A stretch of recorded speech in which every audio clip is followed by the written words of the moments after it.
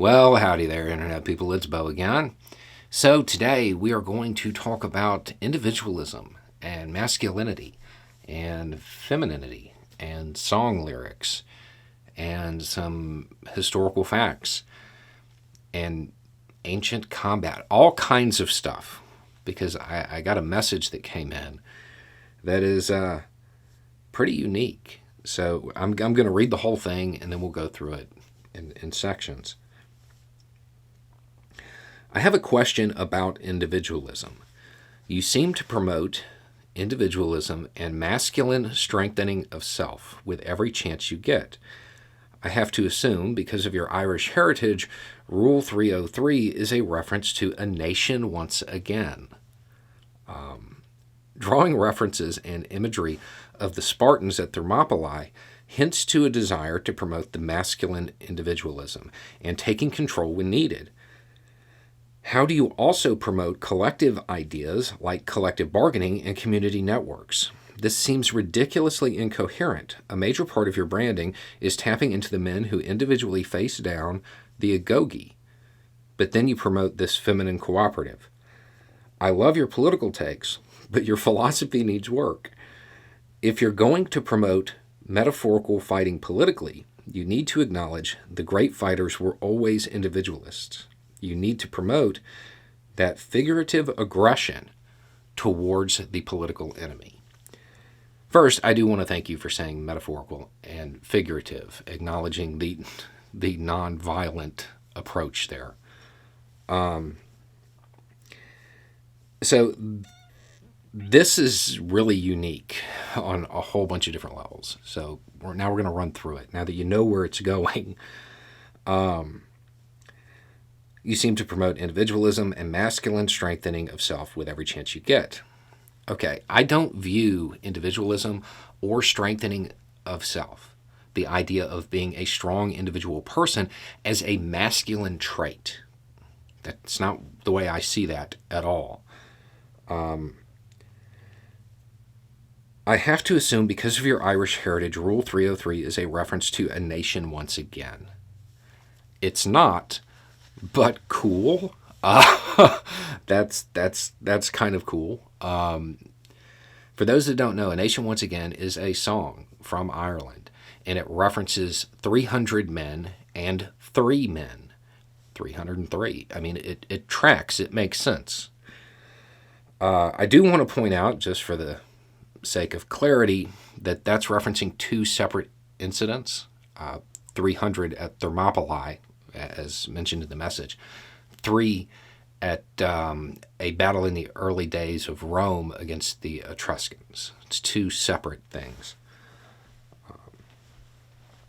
But no, that isn't where that reference comes from, but it doesn't change your overall point, so we're just going to kind of roll with it. Drawing references and imagery of the Spartans at Thermopylae hints to a desire to promote the masculine individualism and taking control when needed. How do you also promote collective ideas like collective bargaining and community networks? This seems ridiculously incoherent. A major part of your branding is tapping into the men who individually face down the agoge, but then you promote this feminine cooperative. And that's where you lose me. Okay, so yeah, the Spartans, they were widely viewed as some of the best individual warriors on the planet at the time. Absolutely. And they did go through a lot of training that built them as individuals, that molded them into incredibly strong individual people. Granted, absolutely. But what happened the second they stepped on a field? They didn't act individually. Not at all. The formation that they chose, it specifically limits individual action, and it makes them function as a unit. It's why such a small number of troops could hold off larger forces, because it leveraged everybody's individual abilities into a collective force. And I think the easiest way to explain this is that if you and I were in a shield wall next to each other, and I've got my shield up, right, and you have yours up, and you drop yours, I'm likely to get hit. I'm likely to be the one that gets hurt because the shields cover the person next to you. That feminine cooperative, I guess. The reality is, if you're going to use that type of militaristic vibe in your political imagery, you have to be realistic about it. Sure, SEALs today, seen widely as some of the, world's best individual fighters. Absolutely. But what are they called? The teams. Collective action. The strength of the individual lends itself well to collective action. I like collective action to work, so I want strong individual links in that chain. So I do promote individualism. I do promote being the best that you can be and striving to better yourself in every way, not just physical strength. Because if you do that, and then you become involved, and you become part of a community network, or you engage in collective bargaining, you make it that much stronger. You're only as strong as your weakest link type of thing. That's where it comes from. And historically, that's been the most effective. Now, as far as the greatest fighters being individualists, no. And this goes back all the way to back then. When you go through that kind of training, you get stripped of your identity. You are definitely not an individualist. You are broken down and remolded. You become part of something, in theory, greater than yourself. Your individual attributes become nothing more than items that are at the disposal of the larger. So, yeah, your individualism is important, and it drives everything forward, but it's that collective power that can actually get things done. And then the part that I really disagree with is this last part. If you're going to promote metaphorical fighting politically, you need to acknowledge the greatest fighters were always individualists. You need to promote that figurative aggression towards the political enemy. Oh, absolutely not. I'm fairly certain that the best fighters did not fight because they hated what was in front of them.